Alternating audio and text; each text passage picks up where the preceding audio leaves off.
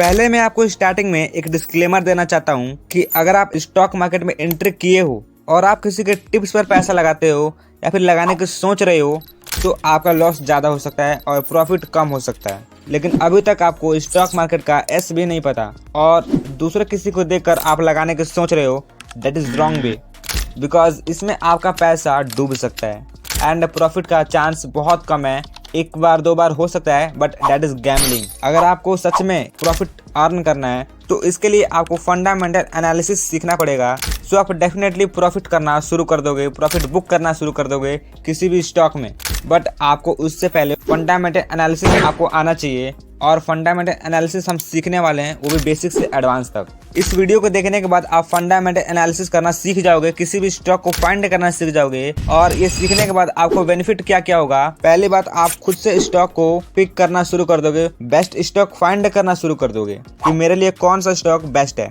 दूसरा बेनिफिट, आपका लॉस कम होने लगेगा और प्रॉफिट ज्यादा होने लगेगा। तीसरा बेनिफिट, आपको खुद पर ट्रस्ट होगा जब आपका एक बार दो बार प्रॉफिट होने लगेगा आपके खुद के एनालिसिस पर।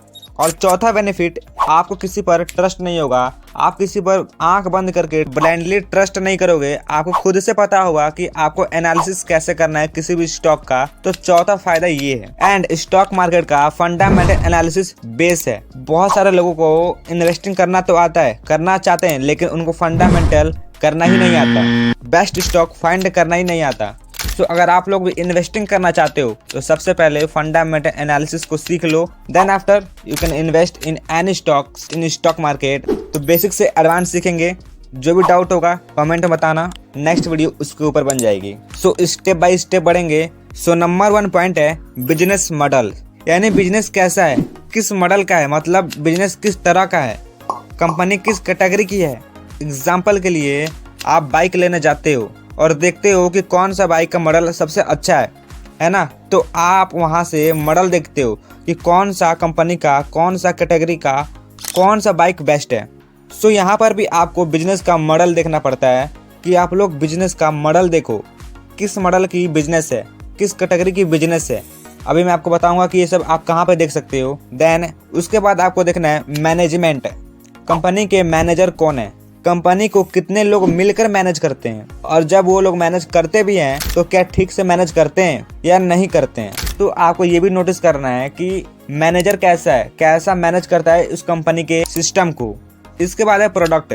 यार आपने ये देख लिया कि कंपनी का मॉडल कैसा है और उसको मैनेज भी ठीक किया जा रहा है, बट कंपनी का प्रोडक्ट क्या है, कंपनी बनाती क्या है, ये इम्पोर्टेंट है। देखो कंपनी का जो प्रोडक्ट है क्या वो लोगों के लिए हेल्पफुल है और इसकी जरूरत आज है तो क्या कल भी रहेगी। एग्जाम्पल के लिए कंपनी कोयला बनाती है लेकिन अडानी ग्रीन एनर्जी आने वाले समय में वो सोलर पर काम करेगी, तो सोलर की जगह कोयला कोई काम नहीं करेगा और कोयले की जरूरत फ्यूचर में नहीं रहेगी।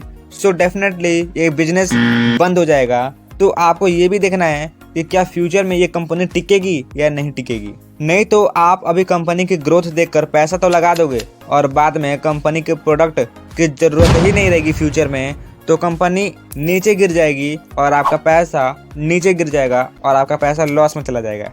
तो आपको ये भी आइडेंटिफाई करना है कि क्या कंपनी की जो प्रोडक्ट है वो आने वाले समय में रहेगी या नहीं रहेगी। अगर आप किसी स्टॉक में पैसा लगा रहे हो, so that is most important. Number 4, service. अब देखो सर्विस देखना है, ये हाईली इम्पोर्टेंट है, क्योंकि मान लो एक ABC कंपनी है जो सिम बनाती है। एग्जाम्पल के लिए जियो का मान लेते हैं, एक ABC कंपनी है जो जियो की सिम बनाती है। ये उसका प्रोडक्ट है कि ये सिम बनाती है, लेकिन क्या इस सिम से लोगों को वैल्यू मिल रही है, लोगों को इससे फायदा हो भी रहा है या नहीं, ये बहुत इंपॉर्टेंट है। कंपनी ठीक है, मॉडल अच्छा है, प्रोडक्ट भी अच्छा है, लेकिन उसे लोगों को वैल्यू ही नहीं मिलेगी तो कंपनी बंद हो जाएगी। सर्विस देखना मत भूलना इसको, दैट इज मोस्ट इम्पोर्टेंट, क्या लोगों को वैल्यू मिल पा रही है नहीं। नेक्स्ट जो है रेवेन्यू। चलो यार हमने ये भी देख लिया कि कंपनी का मॉडल ठीक है, कंपनी का जो मैनेजमेंट है वो भी ठीक है, कंपनी प्रोडक्ट भी अच्छा बनाती है और कंपनी सर्विस भी दे रही है, लेकिन क्या कंपनी रेवेन्यू जनरेट कर रही है या नहीं कर रही है। ये भी मोस्ट इम्पोर्टेंट है कि आपका सब कुछ ठीक है, प्रोडक्ट सर्विस, लेकिन क्या प्रोडक्ट है वो बिक भी रहे हैं या नहीं, और बिकेगा तो रेवेन्यू जनरेट होगा। तो आपको ये भी देखना है कि क्या कंपनी सेल कर रही है, माल उसका बिक रहा है या नहीं, इसके बाद उसका रेवेन्यू जनरेट होगा। So this is highly important. अगर आप किसी कंपनी की फंडामेंटल एनालिसिस कर रहे हो तो उसका रेवेन्यू देखो कि क्या कंपनी रेवेन्यू जनरेट कर रही है पर ईयर, क्या उसका रेवेन्यू जो है जनरेट हो रहा है या कम हो रहा है, क्या कंपनी की सेल हो रही है या नहीं, रेवेन्यू आ रहा है या नहीं। सब कुछ बढ़िया होने के बाद अगर लोग खरीदेंगे ही नहीं तो क्या होगा, रेवेन्यू कैसे आएगा। तो आपको सेल्स देखना है, क्या कंपनी की जो माल है वो बिक रहे हैं या नहीं, that is highly important. Next जो है वो है डिस्ट्रीब्यूशन। इसका मतलब है कंपनी के पास चलो माल भी बिक रहा है, चलो सेल्स भी उसके हो रहे हैं, माल बिक रहा है, सब ठीक है, कंपनी का माल बिक रहा है, कंपनी पैसा बना रही है, रेवेन्यू जनरेट कर रही है, उस रेवेन्यू में से लोगों को डिस्ट्रीब्यूट कर रही है नहीं, लोगों को पैसा दे रही है या नहीं, ये देखना बहुत जरूरी है। जिसने उसके कंपनी में इन्वेस्ट किया है और जो उसका रेवेन्यू जनरेट हुआ है उसमें से कुछ हिस्सा इन्वेस्टर को दे रही है नहीं, that is highly important. Company का प्रोडक्ट अच्छा है, सर्विस अच्छा है, माल बिक रहे हैं, रेवेन्यू भी आ रहा है, लेकिन अगर कंपनी पैसा ही नहीं देगी अपने इन्वेस्टर्स को तो पैसा लगा के क्या होगा, इन्वेस्ट करके ही क्या होगा, जब हमारा पैसा वहीं का वहीं रह जाएगा। 100 रुपये लगाए हैं तो 100 रुपये ही रह जाएगा, 105 रुपये नहीं होगा, 110 रुपये नहीं होगा, तो आप इन्वेस्ट ही क्यों करोगे। तो आपको 2 से 3 ईयर पहले का देखना है कि क्या कंपनी 2-3 साल पहले कितना रिटर्न दी है, अपने इन्वेस्टर्स को कितना डिस्ट्रीब्यूट की है। This is most highly important. मैं फिर से रिपीट अगेन करता हूँ, this is most highly important. So I hope you understand, आपको समझ आ रहा होगा। बट मेरा जो अंदर से एक्सपीरियंस है, मेरा जो अंदर से ओपिनियन है आपके लिए, वो ये है कि आप लोग सीख जाओ। मैं इस तरीके से अपने और पूरा फुल एफर्ट्स लगा रहा हूँ कि आप लोग सीख जाओ। एंड ये तो कुछ नहीं है, दिस इज बेसिक कॉन्सेप्ट। ये बोलते हैं ऊपर ऊपर का बात है, तो दिस इज बेसिक है, हम बेसिक की बात कर रहे हैं, अभी एडवांस पर जाएंगे। तो बेसिक जो कंसेप्ट है उसको क्लियर करते हैं। इसके बाद आता है कस्टमर। कंपनी के पास चलो सब है, कंपनी की माल अच्छी बिकती है, कंपनी के माल अच्छी बनती है, बिक रहे हैं, लेकिन उसके पास कितने लोग आ रहे हैं, कितने कस्टमर उसके प्रोडक्ट को खरीदने आ रहे हैं, कितने कस्टमर उसके प्रोडक्ट को खरीद रहे हैं। कंपनी बनाते तो सब कुछ है, बिक भी रहे हैं, लेकिन कितने लोग उसको खरीद रहे हैं, उस कंपनी के पास कितने कस्टमर आ रहे हैं, ये भी हाईली इंपॉर्टेंट है। क्योंकि जितना ज़्यादा कस्टमर आएंगे उतना ज़्यादा सेल होगा, रेवेन्यू बनेगा, और रेवेन्यू बनेगा तो कंपनी डिस्ट्रीब्यूट अच्छा करेगी और आपका पैसा बहुत जल्दी ग्रो करेगा और बहुत ज़्यादा ग्रो करेगा। क्योंकि जितना कम कस्टमर उतना आपका जो पैसा आपने लगाया है वो बहुत कम ग्रो करेगा, कंपनी डिस्ट्रीब्यूट ही नहीं करेगी। सो आपको कस्टमर भी देखना है कि कंपनी के पास प्रोडक्ट को खरीदने के लिए कितने कस्टमर आ रहे हैं। इसके लिए आप एनुअल रिपोर्ट देख सकते हो और मैं आपको बताऊंगा आगे कि आप ये सब कैसे देख सकते हो। सो बने रहना। इसके बाद है लास्ट जो है पार्टनर। कंपनी के पास पार्टनर कितने हैं, कितने लोग मिलकर काम कर रहे हैं कंपनी को ग्रो करने के लिए। क्योंकि जितने ज़्यादा कंपनी के पार्टनर होंगे उतना काम तेजी से फ्री माइंड से होगा और कंपनी ग्रो करेगी, तो आपका पैसा भी ग्रो करेगा। So you can also see number of company partner, company के पार्टनर कितने हैं, कितने लोग हैं। तो अभी मैंने जितना आपको बताया ये बहुत इंपॉर्टेंट है। मैं फिर से रिपीट अगेन कर देता हूँ कि it's highly important for you when you research the new stock for investing. अगर किसी स्टॉक में पैसा लगाने से पहले ये सभी बातें आप अपने माइंड में कॉन्सेप्ट क्लियर रखते हो, आपको समझ आती है, तो आप किसी भी स्टॉक को अच्छी तरीके से फाइंड कर सकते हो, पिक कर सकते हो अपने लिए इन्वेस्ट करने के लिए। बट अभी आपका 50% एनालिसिस हुआ है। अगर आप किसी स्टॉक को फाइंड करने जाते हो, पिक करने जाते हो, तो मात्र आपने 50% एनालिसिस की है, लेकिन अभी 50% बाकी है। तो वो सब आप कैसे देखोगे, ऑल राइट। बट आपको ये लग रहा होगा कि सिर्फ 50%, तो बिल्कुल सही सुना, क्योंकि अभी 50% बाकी है, जिसमें हम अब एडवांस लेवल की बातें करेंगे एंड हम आगे लाइव भी देखेंगे। तो अगर आप यहाँ तक बने हुए हो तो कांग्रेट्स, आपको बहुत कुछ सीखने को मिला होगा। कमेंट में यस टाइप जरूर करना, तो बहुत मज़ा आ रहा है सीखने में।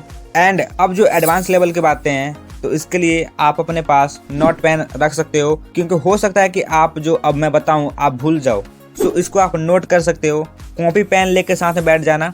सो इसके बाद जो हाईली से हाईली इंपॉर्टेंट है, जो 99% लोग मिस्टेक करते हैं, वो है मोनोपोली। अब ये मोनोपोली क्या होता है इसको थोड़ा अच्छे से एक्सप्लेन करता हूँ मैं। इस मोनोपोली को समझने के लिए मैं इसको 4 भाग में तोड़ता हूँ, डिवाइड करता हूँ। Number 1 future oriented, number 2 innovative, number 3 harmful monopoly, number 4, change old concept.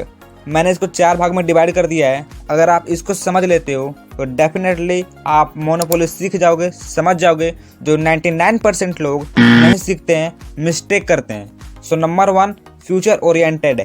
अच्छा समझना, ये जो कंपनी है वो फ्यूचर में रहेगी या नहीं रहेगी, दिस इज हाईली इंपॉर्टेंट। अभी जो आप कंपनी देख पा रहे हो ये हो सकता है कि अभी ग्रो कर रही हो, लेकिन आने वाले समय में हो सकता है उसके फ्यूचर में डिमांड ना हो और वो एकदम से नीचे धड़ाक से गिर जाए, तो आपका पैसा लॉस में चला जाएगा और आपको 1 रुपया नहीं मिलेगा, आपको मिलेगा ठेंगा। तो इसके लिए आप क्या कर सकते हो, आपको डिमांडेड स्टॉक को फाइंड करना है, क्या फ्यूचर में उसकी डिमांड रहने वाली है या नहीं, क्या फ्यूचर में ग्रो करेगी या नहीं। ये बहुत इंपॉर्टेंट है देखना, फ्यूचर ओरिएंटेड। नंबर 2, इनोवेटिव, यानी अपने सेक्टर में नया रिसर्च कर रही है नहीं। जैसे साइंटिस्ट होते हैं वो खोज करते रहते हैं, तो ये देखना है कि कंपनी रिसर्च कर रही है कि नहीं कर रही है अपने ही सेक्टर में, अपने कैटेगरी में। Number 3, harmful monopoly. इसका मतलब आपको ये देखना है कि जो आप स्टॉक फाइंड कर रहे हो, जिस कंपनी में आप इन्वेस्ट करना चाहते हो, उसकी आसपास कोई दूसरी कंपनी है उसकी ही जैसे, उससे बड़ा प्लेयर। यानी जिस कंपनी में आप इन्वेस्ट करना चाहते हो उसकी मार्केट कैप 1000 करोड़ की है, लेकिन उसके साइड वाला जो बगल में कंपनी है उसकी मार्केट कैप 10,000 करोड़ की कैपेसिटी है। तो क्या 10,000 वाली 1,000 के सामने टिकने देगी? बिल्कुल नहीं। सो डेफिनेटली आप ये देख सकते हो कि उसके सामने आसपास कॉम्पिटिटर कितने हैं, उससे कोई बड़ा प्लेयर तो नहीं है, कॉम्पिटिटर तो नहीं है, वरना वो कंपनी दब जाएगी, लॉस में चले जाएगी और आपका पैसा खत्म। सो इसके बाद नंबर 4 है चेंज ओल्ड कंसेप्ट, यानी जो कंपनी है रेडी फॉर न्यू डिजाइन, अपने आप को नया डिजाइन करने के लिए रेडी है या भी नहीं, अपने प्रोडक्ट के लिए, अपने कंपनी के लिए कुछ नया सोचती भी है या नहीं, अपने कंपनी को डेवलप करना चाहती है या नहीं, हाई पोटेंशियल कंपनी है या नहीं। सो आपको ये भी देखना है कि कंपनी अपने प्रोडक्ट में नया कुछ लाती है नहीं लाती है, अपने आप को ग्रो करना चाहती है या नहीं। आपको लिमिटेड ग्रोथ और अनलिमिटेड ग्रोथ के ऊपर ध्यान देना है। सो एग्जाम्पल के लिए मैं आपको बताता हूँ, कंपनी बिस्किट बनाती है, सो समय के साथ क्या उसमें क्रीम डालती है या नहीं, सो कुछ यूनिक हुआ कि नहीं, कुछ चेंजेज हुआ, कुछ रेडी हुआ, कुछ नया हुआ, तो क्या कंपनी ऐसी पोटेंशियल रखती है, क्या कंपनी अपने आप को ग्रोथ करना चाहती है, ये आपको देखना है। नहीं तो आप कैसे भी कंपनी में पैसा तो लगा दोगे, लेकिन ऐसे बहुत सारे एग्जाम्पल है कि लोगों ने तो पैसा लगाया लेकिन वो कंपनी आज पेनी स्टॉक बंद कर रह गई है, 2, 5, 10, 20 रुपए पे मिल रही है और उनका पैसा काफी लॉस में है। तो आपको ये देखना है कि कंपनी क्या यूनिक कर रही है, क्या कंपनी ग्रोथ करना चाहती है या नहीं। सो डेफिनेटली आपको ये भी देखना है, वरना उसका लिमिटेड ग्रोथ होगा तो उस अनलिमिटेड ग्रोथ वाली कंपनी उससे आगे चली जाएगी और उसके बगल में कंपटीटर आ जाएगा तो उस कंपनी को दबा देगा, कंपनी खत्म कर देगा, तो आपका पैसा खत्म हो जाएगा, डूब जाएगा। तो आपको ये भी देखना है कि क्या कंपनी हाई पोटेंशियल है, कुछ यूनिक करना चाहती है, उसकी ग्रोथ लिमिटेड है या फिर अनलिमिटेड है। वरना बहुत सारी कंपनी खत्म हो चुकी है, बर्बाद हो चुकी है, पेनी स्टॉक बन चुकी है। एग्जाम्पल के लिए नोकिया और ब्लैक बोर्ड वाली कंपनी आप देख सकते हो। नोकिया वाली कंपनी खत्म हो चुकी है क्योंकि उसके सामने बहुत सारे स्मार्टफोन्स, एंड्रॉयड फोन्स, आईफोन आ चुके हैं, तो नोकिया को कोई नहीं पूछेगा, तो खत्म हो चुकी है। आपको ये देखना है, मोनोपोली के अंदर आपको ये 4 कॉन्सेप्ट जरूर देखने हैं। अगर आपको समझ नहीं आ रहा है तो आप इस वीडियो को दोबारा देख सकते हो, इंटरनेट पे है, फ्री में अवेलेबल है, 1 बार 2 बार 3 बार देखोगे क्लियरली आपको समझ में आ जाएगा, फ्री में है, देख सकते हो। सो अपने फंडामेंटल के अंदर बिजनेस मॉडल में management, product, service, revenue, distribution, customer, partner and उसके बाद आपने सीखा मोनोपोली, जिसमें आपने सीखा future oriented, innovative, harmful monopoly, change old concept. आपने इतना सीख लिया, 2 बेस आपका क्लियर है, आपका आधा पार्ट खत्म हो चुका है। इतना अगर आपने सीख लिया ना, अब आप किसी स्टॉक को अच्छे से एनालिसिस कर सकते हो क्योंकि आपके मन में इतना कॉन्सेप्ट क्लियर है। तो ये थी जो बेसिक लेवल की बातें थी। सो अब इस सीखने के लिए बहुत कुछ है, बट अब जो मैं आपको बताऊंगा ये एडवांस लेवल के लिए रहेगा। एंड अगर आपने इसको सीख लिया तो आपका 50% और कंप्लीट हो जाएगा। एंड आपको लाइव दिखाने वाला हूँ कि आप इसको खुद से कैसे चेक कर सकते हो। मैं ग्रो ऐप के अंदर आपको ये सब लाइव दिखाने वाला हूँ एंड आप किसी भी ब्रोकर का यूज कर सकते हो, like angel one, Upstox and grow. अगर आपके पास कोई डीमैट अकाउंट नहीं है तो आप तुरंत जाकर के अपना डीमैट अकाउंट ओपन करा सकते हो बिल्कुल फ्री में। लिंक आपको डिस्क्रिप्शन बॉक्स में मिल जाएगा, वहां से जाकर के जस्ट आप अपना डीमैट अकाउंट ओपन कर सकते हो। एंड आप चाहो तो अपनी पूरी फैमिली मेंबर का भी डीमैट अकाउंट ओपन कर सकते हो। ये आपके लिए हेल्पफुल रहेगा फ्यूचर में। So link in the description box. जो एडवांस लेवल का 50% है उसमें से नंबर 1 है एसेट्स एंड लायबिलिटीज। यानी जिस भी कंपनी में आप इन्वेस्ट करने की सोच रहे हो सकता है वो बिजनेस, वो कंपनी आगे चलकर बंद हो जाए। तो कल को वो कंपनी बंद हो जाती है तो आपको क्या मिलेगा। इसके लिए आप कंपनी का एसेट्स देख सकते हो कि कल को कंपनी बंद भी हो जाती है तो उसके पास देने के लिए है क्या। लाइक कंपनी के पास उसका मशीन हो सकता है, कंपनी का क्षेत्र हो सकता है, गाड़ी हो सकती है। तो जो भी उसके पास है, जो भी उसके कंपनी में है, वो बेच करके आपको रिटर्न दे देगी।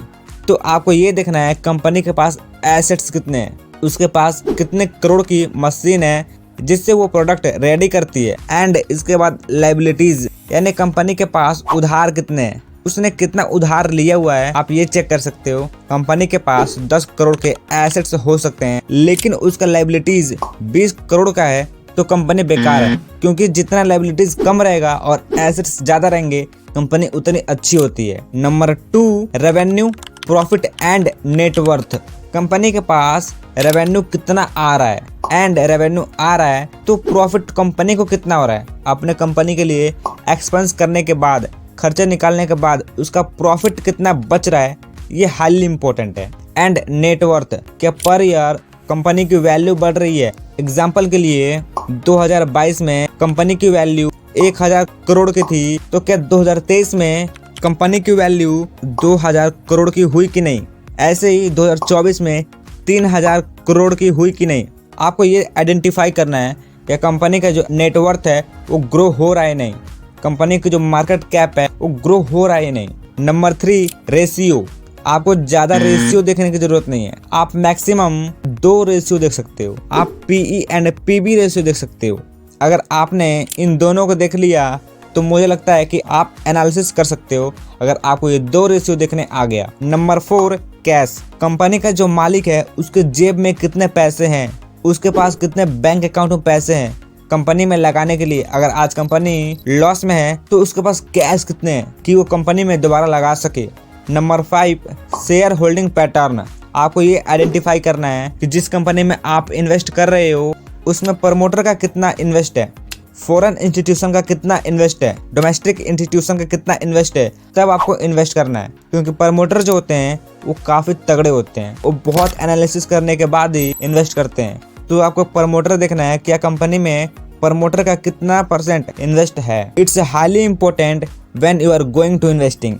नेक्स्ट करंट सिचुएशन, यानी जब भी आप इन्वेस्ट करने जाओ किसी कंपनी में तो उसका करंट सिचुएशन पहले देखना है। क्या कंपनी लॉस में है या फिर प्रॉफिट में है। अगर आज कंपनी लॉस में है तो आप इन्वेस्ट कर सकते हो, क्योंकि आपके लिए बेस्ट अपॉर्चुनिटी है कि आपको कम प्राइस में इन्वेस्ट करने का मौका मिल रहा है। बट एक बात और ध्यान रखना, 6 मंथ का पहले चार्ट देख लेना है कि कंपनी पिछले 6 महीने में प्रॉफिट दी है या फिर नहीं। अगर पिछले 6 मंथ से कंपनी लॉस में है तो आप इन्वेस्ट मत करना, ये आपके लिए रिस्की हो सकता है। अगर कंपनी 6 मंथ पहले प्रॉफिट गेन की है एंड आज करंट सिचुएशन में वो लॉस में है तो आप इन्वेस्ट कर सकते हो। बट सिर्फ करंट सिचुएशन देखने के बाद ही नहीं, जो और भी एनालिसिस है उसको करने के बाद। बट अब मैं आपको ग्रो ऐप में लेके चलता हूँ, आपको लाइव सिखाऊंगा और लाइव बताऊंगा। तो सिंपल, मैंने यहाँ पे रिलायंस इंडस्ट्री खोला हुआ है। यहाँ पे आप नीचे स्क्रॉल करोगे तो आपको नीचे दिख जाएगा फंडामेंटल। यहाँ पे आप फंडामेंटल देख सकते हो और ऊपर में आपको एक आई बटन का ऑप्शन दिख जाएगा। यहाँ पे सिंपल आपको क्लिक करना है तो आप देख सकते हो फंडामेंटल के अंदर आपको क्या क्या आइडेंटिफाई करना है। यहाँ पे आपको मार्केट कैप देखना है, ROE देखना है यानी रिटर्न ऑन इक्विटी। यहाँ पे PE रेशियो देख सकते हो, प्राइस टू अर्निंग। इसके बाद आप बुक वैल्यू देख सकते हो, PB रेशियो देख सकते हो यानी प्राइस टू बुक वैल्यू। इसके बाद आपको डिविडेंड देखना है, इंडस्ट्री देखना है, EPS देखना है, फेस वैल्यू देखनी है एंड डेप्थ टू इक्विटी देखना है। अगर आपने इतना सारा आइडेंटिफाई कर लिया तो आपको फंडामेंटल कंप्लीट हो जाएगा। ये खुद फंडामेंटल के अंदर आपको बताया जा रहा है। लेकिन अगर आपने इतना कुछ सीख लिया इसके अंदर तो आपका एडवांस लेवल कंप्लीट हो जाएगा। तो आप क्लियरली किसी भी स्टॉक को फाइंड कर सकते हो। सो आप यहाँ पे देख सकते हो मार्केट कैप, यानी जो रिलायंस इंडस्ट्री है उसके मार्केट कैप कितनी है। सिंपल आपको दिख रहा है 19,81,635 करोड़, इतना इसका मार्केट कैप है। यानी अगर आप इस कंपनी को खरीदने जाते हो तो आपको इतने करोड़ रुपए देने पड़ेंगे, तब आप रिलायंस इंडस्ट्री को खरीद सकते हो। इसके बाद आपको दिख जाएगा पीई रेशियो, यानी प्राइस टू अर्निंग। आपको 1 रुपये कमाने के लिए कितने रुपए देने पड़ेंगे, तो यहाँ पे सिंपल आपको दिख रहा है 28 रुपये देने पड़ेंगे। अगर आप 28 रुपये देते हो तब आपको 1 रुपये की कमाई होती है। इस बात को दिमाग में रखना, आपको 1 रुपये कमाने के लिए ये पीई रेशियो बताता है। बट पीई रेशियो जितना कम उतना बढ़िया, मैक्सिमम 1-2 रहता है तो बहुत बढ़िया, बट 15 से नीचे उसको बढ़िया मान सकते हैं। लेकिन अगर किसी कंपनी का 25, 30, 50, 100 है तो हो सकता है वो हमारे लिए बेस्ट ना हो, बट जो सबसे अच्छा होता है वो 1 और 2 होता है। लेकिन इसका पीई रेशियो 28 है, तो क्या ये कंपनी सही है? इसके लिए हमको इंडस्ट्री का पीई रेशियो देखना पड़ेगा। सो यहाँ पे आपको दिख जाएगा इंडस्ट्री पीई रेशियो, इसका पीई रेशियो 14 है। तो इंडस्ट्री का पीई रेशियो यानी 15 से ये कम है। यानी जिस भी इंडस्ट्री में, जिस भी सेक्टर में ये काम करती है कंपनी, उसका पी रेशियो 14 है, यानी 15 से कम है, तो इसको अच्छा मान सकते हैं क्योंकि 15 से कम है। और जब इंडस्ट्री का पी रेशियो बेस्ट है तब हम पी रेशियो को अच्छा मान सकते हैं कि जो हमारा 28 है वो पी रेशियो अच्छा है। तो आपको ये आइडेंटिफाई करना है कि जो भी पी रेशियो, अब वो इंडस्ट्री का हो या फिर शेयर का हो, 15 से कम है तो अच्छा है, लेकिन 1-2 है तो बहुत अच्छा है। यानी 1 रुपये कमाने के लिए आपको 28 रुपये देने पड़ेंगे, यानी 29 रुपये कमाई होगा। इसके बाद आपको देखने को मिलेगा पीबी रेशियो। अब ये पीबी रेशियो क्या होता है, यानी प्राइस टू बुक वैल्यू। अगर आज कंपनी बिक जाती है तो आपको कितने रुपए मिलेंगे, एक शेयर पर आपको कितने रुपए मिलेंगे, तो आपको एक शेयर पे 2 रुपये मिलेंगे। अगर आज कंपनी बंद हो जाती है तो आप बुक वैल्यू से पता लगा सकते हो कि एक शेयर पर आपको कितने रुपए मिलेंगे। तो सिंपल सी बात है, आपको 2 रुपये मिलेंगे। क्लियर?